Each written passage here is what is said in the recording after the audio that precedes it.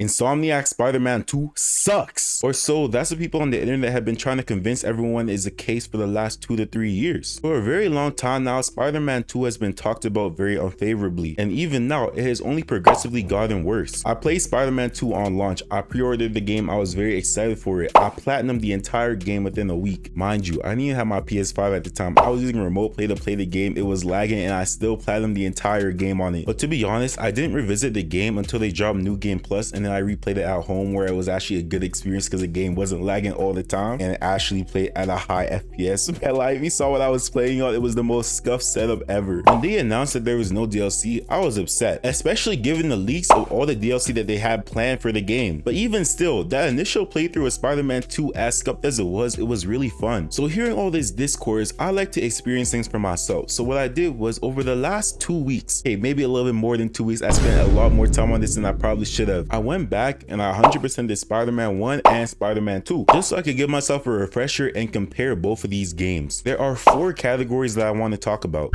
Story, because one of the main gripes that people have with Spider-Man 2 is the story. Gameplay, in particular we're going to talk about combat, web swinging, MJ sections, because this is something that is extremely controversial in both games, very understandably so, especially within the first game, and boss battles. The 3rd category is quality of life features as well as customization, and the 4th category is side game / post game content. Hi, my name is Jeffrey. You're watching Just Jeffrey. Welcome or welcome back. Like and subscribe. Story. To start this off, I'm gonna give a quick synopsis of both games. Spider-Man 1 starts us off with a Peter 8 years into his career at 23 years of age. The opening level begins with some web swinging that eventually leads to Fist Tower. Here we beat up Fist goons, beat up Fist in one janky ass boss battle, and send them to jail. In 1 month you wish you had me back! Unfortunately, Spider-Man did not know the ramifications of sending Fisk to prison would be so drastic. Without Wilson Fisk at the helm of New York crime, all of a sudden there was a huge power vacuum that was created, and so much more bad shit happened because of this one choice that he made at the beginning of the game. And honestly, it was the right choice. Throughout this story, we see the rise of a gang called the Demons, who are way more brutal than Fisk goons were at first, with unclear motives. In Peter's daily life, he splits his time between volunteering at the community center his Aunt May runs alongside philanthropist Martin Lee. Hey, Martin, so sorry I'm late. As well as working with Otto Octavius developing revolutionary prosthetics in the lab, Octavius Industries. Throughout this story, we see how Mayor Osborn, in pursuit to develop what we learned is some kind of cure, which will be talked about further later, and also because he's a petty person who wants to mess with Otto, creates the places and spaces for people that hate him in this game. You're free to continue your work in a secure environment. At Oscorp. You also fight Shocker at some point, and that was a very janky boss battle. We later have a shocking twist for Martin Lee, the philanthropist that runs Feast, is actually the bad guy, Mr. Negative, the leader of the demons. Enough! We have to leave. Now! Due to his hate of Norman Osborn for essentially getting his parents packed up, Martin Lee wanted to start taking everything from him. Over the coming days, your company, your city, and everything you care about will be destroyed. So the first thing he did was, when Mayor Osborn was hosting a whole ceremony, he sent people to blow up the spot. I'm not gonna lie. This event took many lives. It also ended the life of the police officer friend that we made earlier in the game while his son was watching in the crowd. We would later come to learn that that boy's name was Miles Morales. Ew, no, not that suit. Yeah, that's better. This led to Norman hiring some private protection, so he sought out Silver Sable and her private militia, Sable International. Tensions were high with them from the jump. They did not like Spider-Man, and Spider-Man did not like them. The demons, led by Mr. Negative, our former friend Martin Lee, start working towards getting this drug called Devil's Breath. What were they after? Just financial records. About Devil's Breath? How do you know about that? It is a very bad airborne virus that at the time didn't have a cure. The demons wanted to use this drug as a tool for revenge against Norman, causing people to lose lives with something Oscorp developed in an attempt to ruin his reputation for everything that Norman had done to Martin Lee in the past. After a few failed attempts in getting Devil's Breath into the air, one of them was thwarted by MJ herself, which is probably my favorite MJ section in the game. That's a little aside. It all culminates in a boss battle against Mr. Negative on a train, and we send him packing. Off to the raft he goes. In the quiet times where there was hardly any in the game, we meet Miles and encouraged him to work at Feast. He became an important member of the Feast team and a sort of little brother to Pete. Unfortunately, the other side of the Norman story was developing. This is bad. our boss, our friend, Otto Octavius. Throughout the game, we find out he helped found Oscorp alongside Norman, and it's because of some heinous things that Norman was doing that he felt compelled to step away. He started a project I considered unethical. I chose to leave in exchange for a settlement. Every time we return to Octavius Industries, we see some things that are a little off place. Otto has a collection of newspaper clippings from some of the big bads that were trapped in the raft that Peter has fought in the past. Alongside, you start to see some weird changes to the prosthetics that don't line up with the original vision that they had. This all culminates in Peter finding issues in the chip used to control the prosthetics that Otto was using. He found out that the prosthetics themselves were actually negatively influencing Otto through the chip, making him way more impulsive, making him way more rash, making him way more angry than he was before. So the prosthetics in essence were making him evil. Otto, the neural web isn't isolating your motor neurons. It could be affecting other parts of your brain, your inhibitions, your mood. We then see a prison break happen with both Rikers and the Raft, having all the normal population and the superpower prisoners let out into the streets. After clearing both prisons, we chase a few Spider-Man villains that escape from the Rat and end up on the rooftop getting ran down by the gosh dang Sinister Six. Scorpion, the Rhino, Mr. Negative, Vulture, Doc Ock, and Electro. I ain't gonna lie, they beat the brakes off of Pete.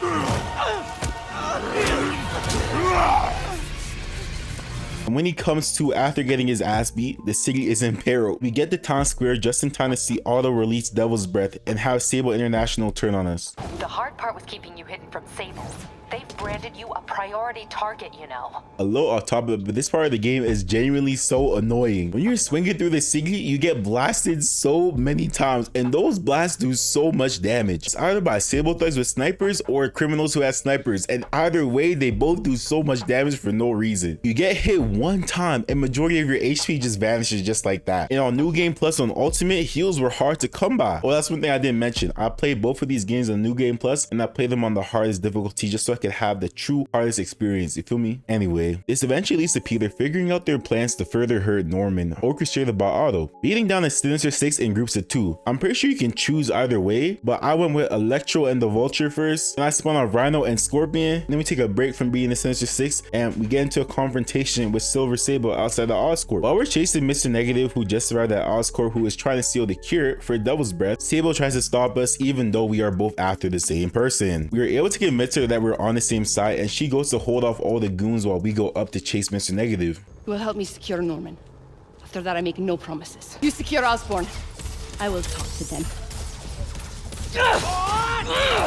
That whole storyline eventually leads to her dipping from New York City and realizing that, damn, like, I need to reflect on my life, bro. You made me want to be a better person, Spider-Man. You might be the GOAT. Thank you, Spider-Man.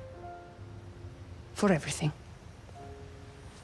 My goes Batman. We're gonna move on from that because that's not relevant to this video. Despite the fact that she's in a D state of reflection and she's no longer in New York City and she's no longer at the helm of her company at the moment, they still hate us, and every time they see us, they try and pack us up because they are still hired by Norman to do what Norman wants. We face off against Martin Lee once again. We beat the brakes off of him once again in yet another janky boss battle. And eventually we go to spin on the main event, Otto Octavius, our dear friend. Unfortunately, Otto ends up with the cure and runs away with it like the bum he is. And after copping a new suit, we yet again give another boss the beast in yet another janky boss battle. I hope you start to piece together that I'm not a big fan of the boss battles within the first game. We pack up Otto, save the day, procure the singular cure that Norman had been developing. This leads to the most emotional moment in the entire game when Peter has the only cure. You're gonna be okay, ma'am. I've got the cure right here. And he's still acting as Spider-Man in front of Aunt May's deathbed, because one thing I haven't mentioned yet is that Aunt May started to get extremely sick and she ended up having a Devil's Breath poison virus thingamabobber. She reveals that she has always known that Peter is Spider-Man. Take off your mask. And she asks to see her nephew's face just one last time. I want to see my nephew. And leaves him with a very hard choice. I don't know what to do. He can either save her right now and let another cure be developed for the Devil's Breath virus that would take a lot more time, or you can have the cure mass produced and have her pass away. Being Spider-Man, he made the hard choice and he submitted the drug for mass reproduction. Many lives would be saved, but not May's. Shit really hurt to see, I can't lie. That was the first part of the game that really truly made me emotional. I was like, damn, oh May, no way he went out like that. In the end, choosing humanity over herself. You can see where Peter gets it from. In the post-credit scene, we see Miles develop spider powers and and reveals it's Pete. Pete then reveals he's Spider-Man. Wow, okay, that was a lot, but it's a huge game. The campaign is around 9 to 10 hours with a lot of amazing story beats. It was all around a phenomenal story. If I were to score it, I give it a 9 out of 10. Next, I'll be skipping Miles Morales and going straight to Spider-Man 2. One, because I didn't replay Miles Morales for this video, because honestly I was getting a little bit carried away. I was having way too much fun playing the games and not enough doing the video, and as you can see, it's been a little bit since my last video, and that's bad on my part. I'm sorry, I'm not gonna act like that again. And two, because it's honestly rather short. It's more so like an expansion pack of Spider-Man 1 with a lot of good improvements, don't get me wrong, but it isn't a fully it is a fully fleshed out story. It's a very good story, but it isn't like a huge long story like Spider-Man 1 and 2 are. Picking up 2 years after the first game, Spider-Man 2 starts out with Pete teaching Miles class. That's when the citywide emergency begins and Peter and Miles run out of class to go deal with Sandman, who is huge. New York has 2 Spider-Man, and after a while of beating up Sandman, we beat up Big Marco and send him to the raft. We then get a little transition to the jungle where we meet for the first time in the series Kraven the Hunter, who becomes very interested in hunting both criminals and heroes alike within New York. Peter and Miles then go around the city, launch their new app where people can report crimes or try to get help for anything they really need, to be honest. And after all that running around, they go back to school and Peter subsequently gets fired. You're fired. With Miles missing the career advisor that he needed to talk to figure out what he was going to do after graduation. Peter's saddened by this outcome because he was extremely excited to start teaching and start trying to help the kids learn more about science, with whole plans about what he was going to teach next week and stuff like that. Goes around doing what Spider-Man does and helps the city more. Before returning to May's crib, where MJ is also coming over after finishing out work. There, you know, my guy Peter broke. He's been struggling with this since the first game. He struggles with this in every single Spider-Man iteration, and unfortunately May remortgaged her house in order to keep feast afloat. So Peter is suffering trying to pay off the mortgage, as you know Spider-Man does in every single Spider-Man story. Eventually MJ cuts the crib and we hear her screaming outside.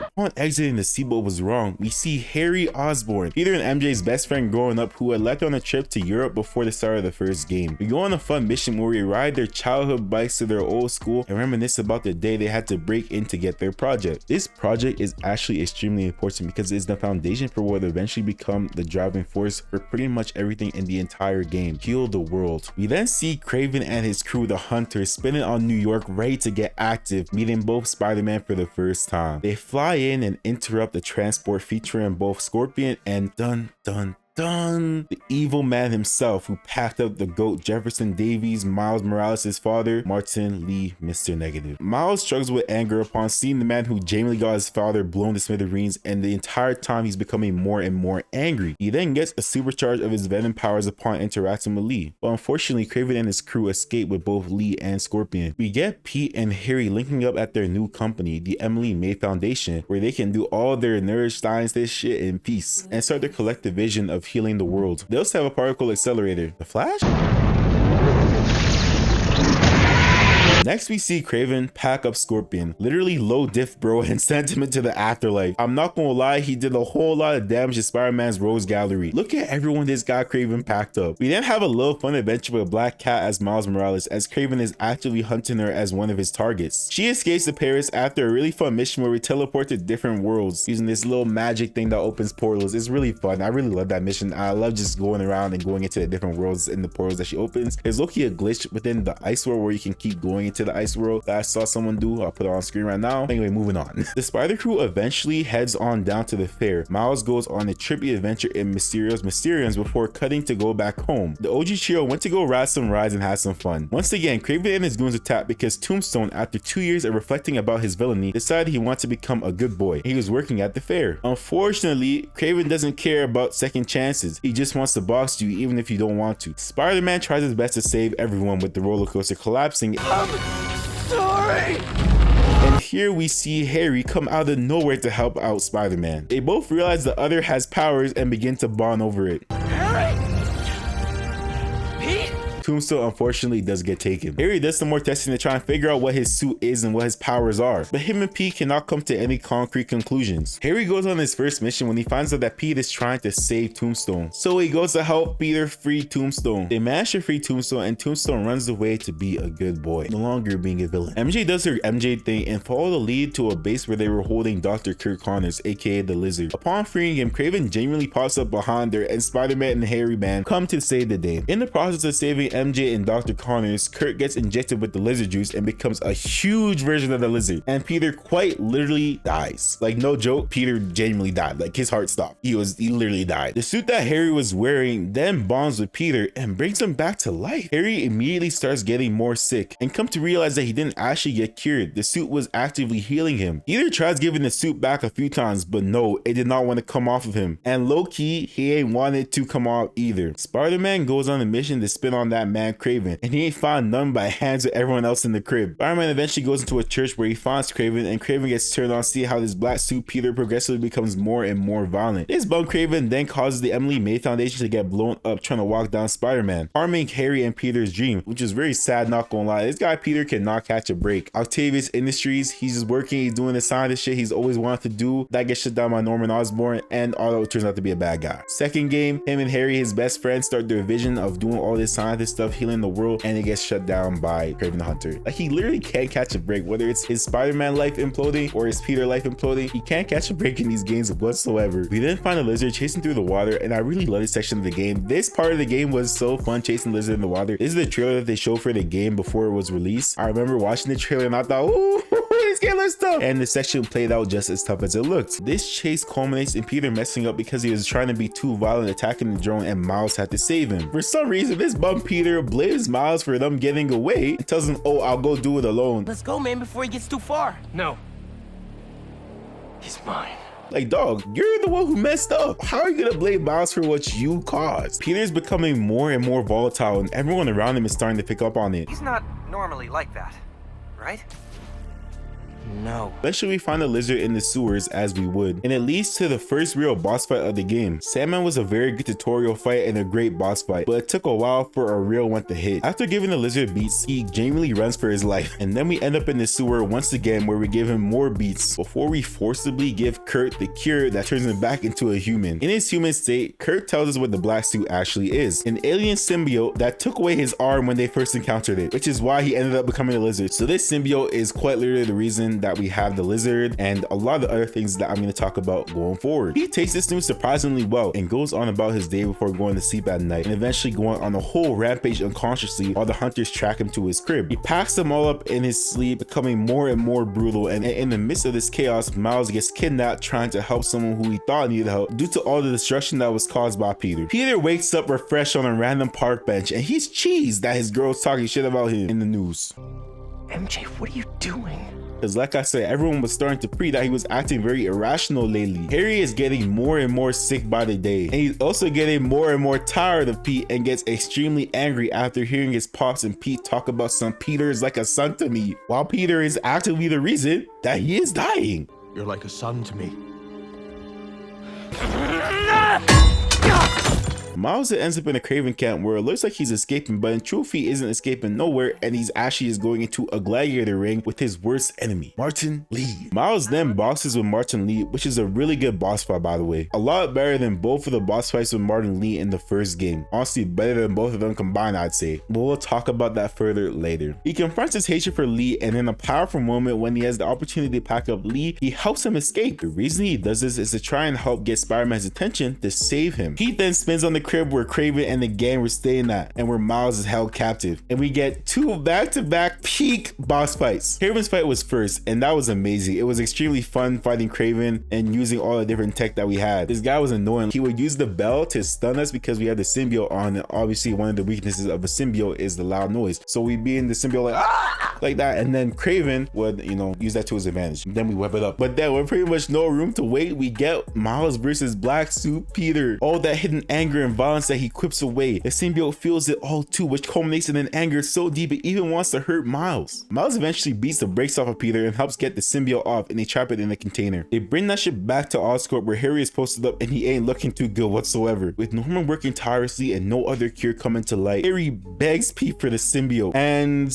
he breaks the container that holds the symbiote, takes the symbiote, and goes on a rampage, becoming Venom. Honestly, that Venom segment is one of the most fun segments of any Insomniac game. Running around murking people in different ways was so fun. For some reason, I don't know if I missed it because I was playing on New Game Plus. One thing about New Game Plus in this game that's different from the first game, I should probably talk about this later, but I'm gonna talk about it now because I'm talking about it already. In New Game Plus in the first game, you still have a tutorial that tells you different things, and even when you encounter new things, it still tells you things like it would in the normal game. But in Spider-Man 2, there is no tutorial at all in New Game Plus. There's nothing that would tell you, hey, you got to do this and that. There's no like slow down session that says, oh yeah, like get the glide here or anything. There's no hand holding in the entire New Game Plus. It just, you play through the game already, you're on New Game Plus, play. When I first got to the Miles Morales sections where you had to scan the Prowler crates, I know what I was doing. I forgot what button it was, and I was like looking it up, and that's how I figured it out. But I couldn't figure it out from just playing. This rampage ends with a boss fight with Kraven the Hunter, and this is a pretty fun boss fight. Playing as Venom was a lot different than playing as Spider-Man, but eventually we pack up Kraven and actually kill him. This guy Venom eats his head. And now the big bad shifts from Kraven to Venom. The symbiote then begins to manipulate Harry into believing that he's acting in the best interest of the world. What did I just do? Don't be scared, honey. You finally have the power to do what we've always wanted. We're going to heal the world. How? Let me show you. I think a lot of people misunderstand this part of the story, and this is where a lot of people say the story took a nosedive for some reason. But the reason that Venom wants to have all these symbiotes start bonding with people is because this is Venom's warped perspective of what healing the world would look like. Throughout that time that Harry did not have the symbiote, all he was thinking about constantly was the symbiote. The symbiote was what was saving him. So if he was going to heal the world, as soon as he got the symbiote, all the symbiote was thinking about was, hey, if I could give everyone else symbiotes, then the world will be healed just like I am. So like I established, it started off with Spider-Man because Spider-Man is a mix of negative emotions that he does not show. He has them all built up inside of him, and in certain moments you can see it, and it's very clearly displayed. But most of the time he jokes, he quips, he laughs, but he obviously has so much trauma. This guy has been a Spider-Man for 10 years. He's only 25. He lost his Uncle Ben, he lost his Aunt May, he lost so many different people throughout his life. So the symbiote is feeding on all that emotion, is learning because he feels everything that Peter feels. And then Harry, who is progressively getting more and more angry with Pete, he gets a symbiote, and it becomes this whole big explosion of these negative emotions, and that is how we get the birth of Venom. This guy Harry brought true terror to New York, turning all meds into weird symbiote mutts. He even turns Mary J into one before Peter beats the brakes off of her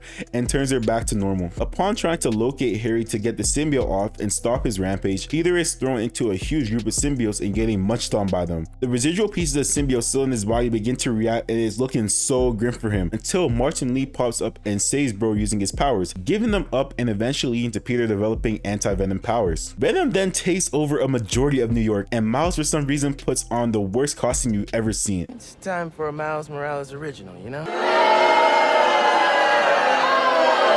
I ain't gonna lie, I don't know why he put this costume on. I don't know what they thought they were cooking, because Miles Morales' costume is already extremely tough. It has always been tough from the jump. The black and red works so well. You know, the classic blue and red works well with Spider-Man. Black and red Miles Morales suit has always been tough, especially in some of like the other media that we get, like Into the Spider-Verse, Across the Spider-Verse. Suits are amazing in those games. But for some reason, I don't know why Insomniac decided to make a new suit, but his suit is complete garbage. It's trash. When I first played through the game, the first thing I did when I got control of Miles was change the suit. That's it. I changed the suit as soon as I could. That suit is garbage, and I hope they don't make that his canonical suit for the rest of the series. Please go back to the OG. Like, the fact that that's genuinely his new suit and they thought they could to just it's one of the worst suit ever. Those Killmonger dress have done irreparable damage to every single black character in any form of media anytime. It's so bad. I don't know why they gave him Killmonger dress and they made him hang out the suit.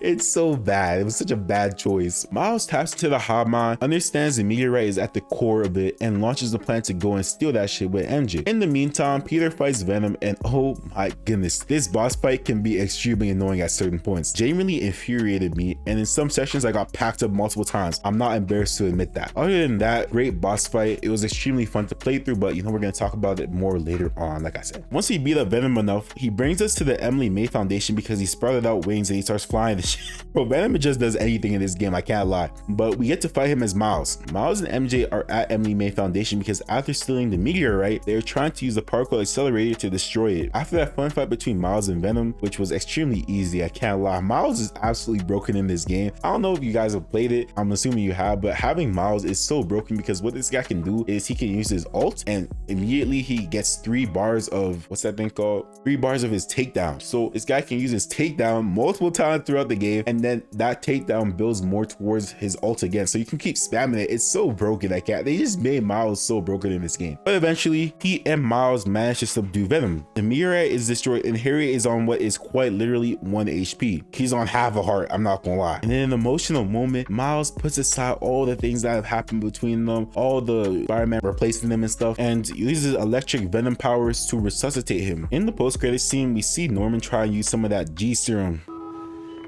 Get the G serum ready. ASAP. Ooh, who knows what that could be, because he hates Spider-Man. He goes to the Raft or Rikers. I'm actually not sure which prison are those held at. He's a supervillain, so I would assume that he's held at the Raft, even though he doesn't necessarily have powers. The Spider-Man.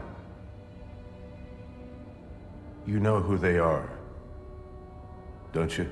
And Peter decides that he wants to take some time away and lets Miles become the main Spider-Man. Oh my lord, that was a lot. And I tried to condense it a lot because it's a long story between both games. I didn't want to cut too much. That was my thing. I was trying to find that sweet spot between condensing it enough and not cutting up enough content so that you can get the gist of both stories, just so I could give my objective take on both stories. I felt the need to make this story the longest part that I'm going to talk about because it is the lifeblood of these games. It is the driving force between everything that happens in these games. But the story is also the most hated part of Spider-Man 2, and upon replaying it, I don't understand why. The story is super cohesive with Kraven's goals being in line with who he is as a character from the comics, and the eventual result of what happened to him is exactly what he wanted. Venom is a great villain because, as I said, this is a fresh canvas who will spawn into just a terrible situation. He has to deal with a Peter who for 10 years has been rolling with the punches, suppressing his emotions, lost Aunt May, lost Uncle Ben, almost got packed up multiple times. It seemed he had to deal with all these emotions, and after Harry's mental and physical decline, bonding to him warped its perspective 100 times more, where it for real thought it was doing the right thing. I like how they brought Harry back to this game where we learned all that was happening to him. In the first game, during the MJ mission, we can see there's a letter from Harry where he talks about what is actually going on. It was supposed to be addressed to Pete and MJ if he ever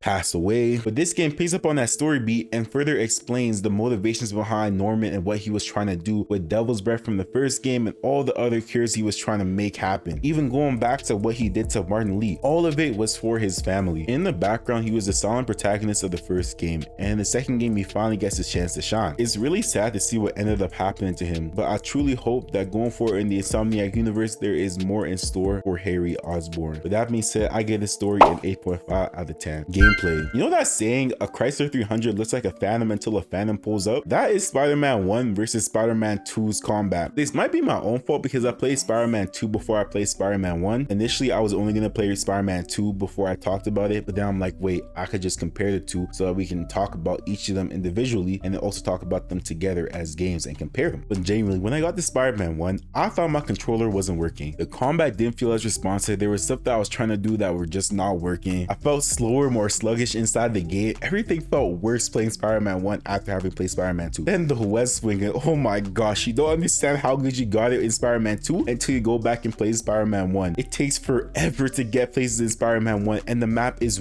way bigger in Spider-Man 2. It's damn near double the size. I'm pretty sure it's double the size outright. The addition of faster west swinging as a baseline, web wings, the wind tunnels, and just an improved west swinging system makes Spider-Man 2 a way better experience in all aspects of doing whatever a spider can. One little thing I wanted to touch on was the MJ sections in Spider-Man 2 are way better than Spider-Man 1. She gets the stun gun towards the end of Spider-Man 1, which is a huge help in the rest of the game. It is way more fun to take out guards than to sneak around and then probably get caught, and her sections are so annoying. But being able to take out guards is very fun. I love doing the Silver Sable section where you get to take out the guards inside Mayor Osborn's penthouse. But that was a fun section, I can't lie. But even in that game, it's a little annoying because if you even got spotted one time, you get instant restarted, even when you have the stun gun. In Spider-Man 2, you start out with the stun gun. You got that shit on you at all times. One thing about Spider-Man 2 is that if you get spotted, you don't instantly restart. You can get caught, but if you're tough, you can dodge and then take out the person still. but she's a glass cannon low-key. She can take one shot, and then she takes a second shot, she's finished. From the jump, you have more freedom to do things than in the first game. These were such good changes, and they made these sections way more enjoyable. One thing I'll say is that the one MJ section with the museum in the first game, that was actually a very good MJ section. Honestly, it might be because you're able to play as Pete and have him come down from the roof and just grip people. That might have been what boosted it for me. But regardless, that one section was extremely fire within the first game. Boss battles, oh my goodness, it is night and day. The introduction of the parry system within Spider-Man 2 made boss battles not only a little bit more challenging, but they made them actually fun to play. Once you get the timing down of the moves that the boss are gonna throw out, it makes the game feel so much fun. It makes it feel so much more rewarding. Like, I was laughing at this guy Venom as I was beating him up after he gave me buff for like 10 straight minutes, but you know, we're gonna move on from that. I was beating him up, I was parrying everything that he was throwing at me, I was frying him on the run where I eventually beat him. Once I downloaded this guy Venom, it was over for him. I felt like him. Throughout playing Spider-Man 1, none of the boss fights felt even close to any of the boss fights within Spider-Man 2. Like I said, it's literally night and day. Not only were they comparably worse, they were just bad in general. Some of them were actually unresponsive. They felt miserable to play. The main one I wanted to talk about was Taskmaster. After finishing all the Taskmaster missions, you could just be swinging around and this guy will just come out of nowhere and grip you. This fight deadass wasn't even hard. The fight was just ass. No indication that you're making any progress. The punches weren't doing no type of damage, it seemed like they had no impact behind them. And this is all because for some reason, the devs of Spider-Man 1 Insomnia didn't add a health bar. Every single one of their boss fights, not a single one had a health bar. Why are we fighting bosses and we have no indication that they're taking damage? Especially with that Taskmaster one. That one is so bad because for some reason this guy's a damage sponge. He takes 100,000 hits before he eventually goes down. It was so annoying. Like, there's no indication. I thought the Taskmaster fight, when I first fought it, I was like, okay, it's one of those fights where you can't actually beat him and then he comes back later, because I remember it being sort of like that. But then I realized that no, I actually had to beat him. So when I fought him the second time, I just spent so much time dodging, throwing items at him, because that was one thing you had to do, but there was like no items on the roof. So I was like, I only have 2 ways to stun him, and one of the ways to stun him isn't even widely available. So like, what is going on? But eventually I took him down. It took so long, and let's roll the clip.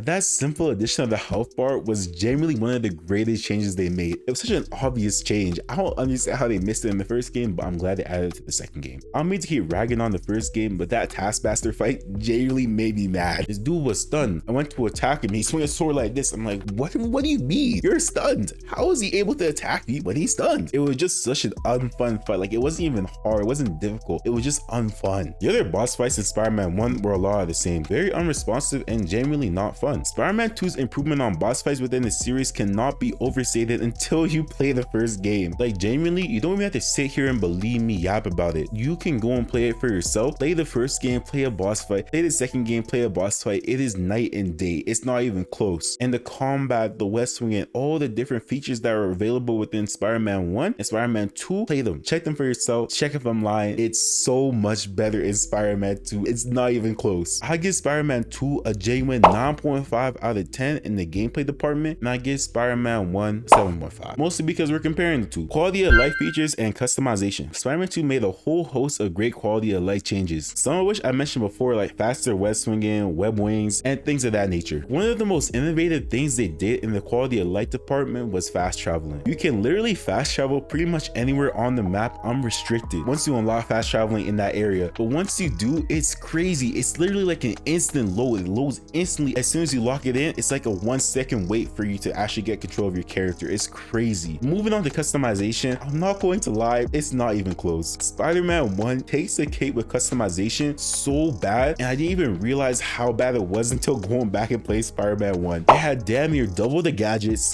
so many suit abilities, which some of them are useless, I'm not gonna lie, but the fact that they had all these available, it's low-key crazy that they didn't even pick it up in the second game whatsoever. And they had all these different suit mods that you could add to your character as well. The the amount of customization that you could do in Spider-Man 1 compared to Spider-Man 2 was night and day. In Spider-Man 2, they streamlined it, they gave you access to different Venom and anti-Venom abilities, as well as limiting the amount of gadgets that we had access to. They kind of combined some of them, but honestly, it was low-key jarring going back to Spider-Man 1 and seeing just how much more things were available in the first game than the second game in terms of customization. With that being said, I give Spider-Man 1 a 6 out of 10 in quality of life and Spider-Man 2 a 9 out of 10. And for Spider-Man 1, I give it a solid 10 out of 10 in customization because there is just so much you can do. Like, if you don't believe me, again, go and check back on Spider-Man 1. There is so many features for customization, and where the Spider-Man 2 is actually night and day. With Spider-Man 2 getting a good 7 out of 10. I'm boosting this a little bit because I like the fact that you can change the tendril colors of the symbiotes after that patch that they dropped. But if we're directly comparing them to see all the different features that they have customization wise, it's not close. Side/post-game content. Out the gate, Spider-Man 1 has way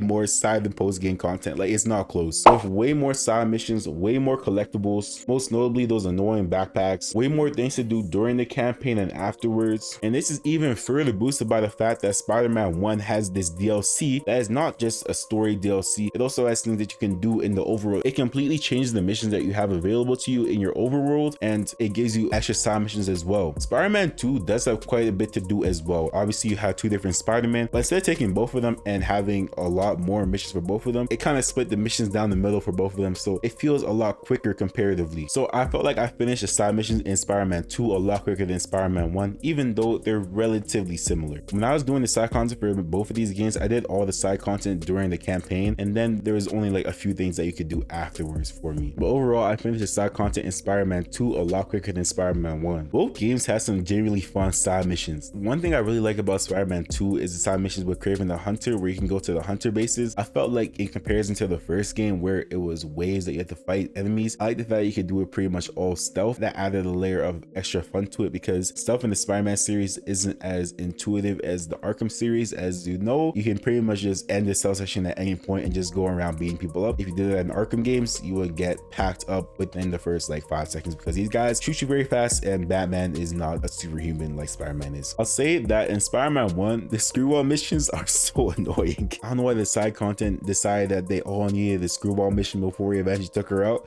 Like, I remember screwball being annoying on my first playthrough, but I played through the game again and oh my gosh, she is so annoying. After we took her out during the main campaign, I was like, oh, this is light. I thought she was way worse. Like, I remember it being way worse. And I got to the side missions in the story and I'm like, oh, this is why it was bad. This is why I didn't like screwball. There were some side missions in the screwball sections that were genuinely so annoying, I hated playing through them. Whereas in the second game, I didn't even have even close to the amount of trouble I had in the screwball missions with any of the Mysteriums, any missions that were sort of like that, like the Kraven missions. I didn't have anything even close to the amount of trouble that I did with those damn screwball missions in the first game than the second game. This is because of all this damn extra stuff, such as having the crowns being mandatory. You have to do 5 crowns, from the prisoners to the fist goons to the demons to the stable international people. You have to do so many different crowns of each con to beat each part of the city. It's so annoying. I hate doing it. It was so tedious, especially if you were doing it like me and you're doing it as the story developed. So you're doing it in between the campaign and the ending of the campaign. So I guess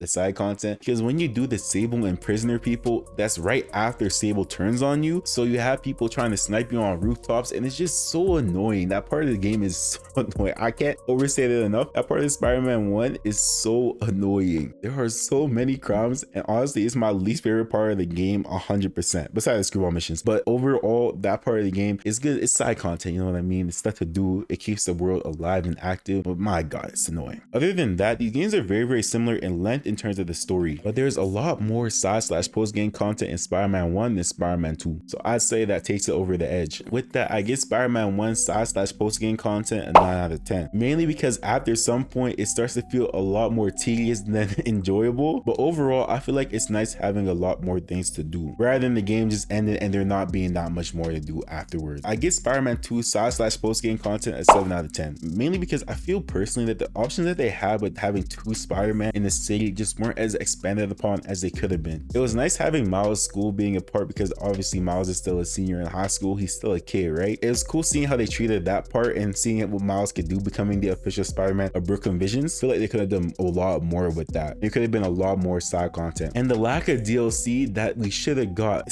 especially that car in the story. It genuinely hurt the game in my opinion. It would have been such a great addition. Like, look at the DLC that we had lined up. Look what they took from us. These could have been such damn fun stories, but those leakers. While Spider-Man 1 beats out Spider-Man 2, I will say upon replaying both of these games, I had a lot better of an experience on Spider-Man 2 than Spider-Man 1. Especially when it comes to the 100%. I felt like the 100% of Spider-Man 2 was a lot more pleasurable than the 100% of Spider-Man 1. Because like I said, at some point, some of the side missions in Spider-Man 1 were just so tedious, it made me not have fun playing them. But there was a lot more to do, so I feel like I had to score a bit higher based on the fact that there are more things that you can do inside the game. While I did score Spider-Man 2 relatively low in terms of the side content and post-game content, I think it somehow hit a decent sweet spot where it didn't feel like there was too much to do or it was too tedious that I didn't even want to do it, despite having such a huge map in the game. Even though they had collectibles that didn't appear on the maps, those spider bots, I was able to find them so easily just from going side to side along each part of the city and just playing the game. Like, until I actually started looking for them, I only had a few left and it didn't take me that long to find them because you can see them in the air. But when I did go out looking for them, it was actually pretty fun to go and find all of them because the web swinging in this game was way more intuitive. It felt way more fun. The web wings, the gliding felt really good too. Everything in this game just made it so that swinging through the city looking for these spider bots that you couldn't see on the map didn't feel bad. I didn't have to look up no guys, I didn't look up no images to see where they were. I just went and found them for myself. I just swing it and I have fun doing it. I'm just bringing something random, but Lego Batman Legacy The Dark Knight also has something similar. It's those dang bat symbols, but for some reason they made it so that you can't see them in the air or anything like that. There was no visual indication of them. I think they're trying to copy Spider-Man 2 with having these unmarked collectibles on the map, but they messed up by not making them visible at all. So the only way to really find them is to use guides, and yeah, that part of that game is really annoying and I still haven't got all of them. I can't lie, I'm a LARPer. I have the platinum for Lego Batman Legacy of the Dark Knight, but they're actually 100% to getting all the symbols, and I might one day, but it's not today or tomorrow or for a while, honestly. But regardless, stop adding those stupid collectibles that you can't see on the map unless you're doing it like Spider-Man 2. The totals for both games are, drumroll please, Spider-Man 1 a 41.5 out of 50, Spider-Man 2 a 41 out of 50. The main criticisms I've heard for Spider-Man 2 have been its story and not innovating enough on the first game. After replaying it and breaking it down, I can now say on both fronts I vehemently disagree for all the reasons listed previously. Insomniac's Spider-Man 1 and 2 are both amazing games. So is Miles Morales. And I truly cannot wait to play Wolverine, Venom, because we're gonna get that Venom game. I still have hope. I might be coping, but I saw some stuff saying we're gonna get it, so I still have hope. And Spider-Man 3 when those games release. The final message I have for y'all today is if you hear someone say something negative, positive, it don't matter about something that you actually enjoy or something that you might enjoy and you might not know it, go and experience it for yourself. Go form your own opinion, go have your own experience. Don't let nobody else have this noise in your head say, oh, this is bad, this is horrible. Just go do it for yourself and you'll be 100% better for it. All right, that's all from me. Have a blessed day and don't forget to like and subscribe and join the Discord to let me know what other videos you'd like to see. Easy, y'all.